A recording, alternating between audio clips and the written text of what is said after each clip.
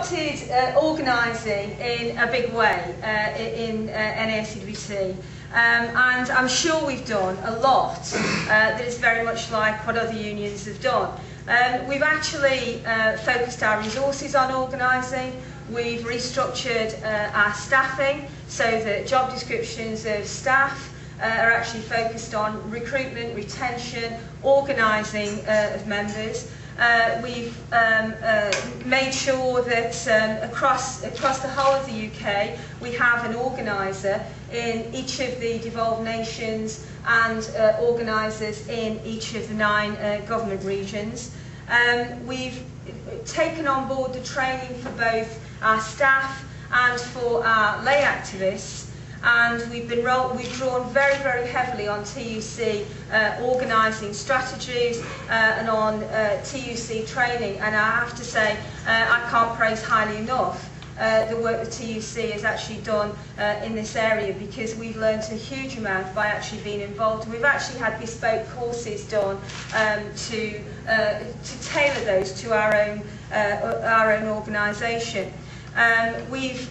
One of the things that we have done, I talked about focusing the resources of the union actually on organising. And by resources, one of the things we identified was an extremely valuable and very precious resource, and that's the issue of facility time. And that's a huge challenge for all unions. Now, for NASUWT, we pride ourselves very much on being a lay-led organisation. We've got a considerable team of staff.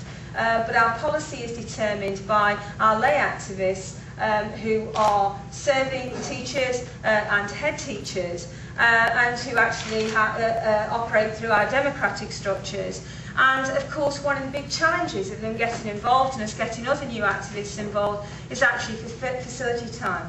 So we did a large project on actually trying to map what facility time was out there. Who'd got the facility time? How was it being distributed? Were there areas where facility time wasn't forthcoming? What could we do nationally to support people in terms of getting the facility time? And we actually put out guidance for our negotiating secretaries on how to organise facility time to get the best use. And a lot of this was focused on organising facility time around a team. Because we've had to change, and particularly we wanted to change, but we've almost been forced to change by changes that have taken place in the education sector, because the traditional work now of the one negotiating secretary with the local authority that actually could then discuss and negotiate deals across all the schools in the local authorities, of course, has gone, because the education service now is so fragmented.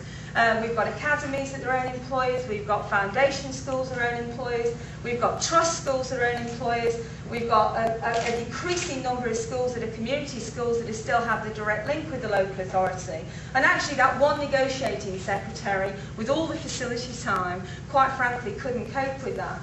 So we focused on, we had a campaign, A Voice in Every Workplace, to make sure that in each of the schools we'd actually got somebody who was speaking on behalf of NASUWT.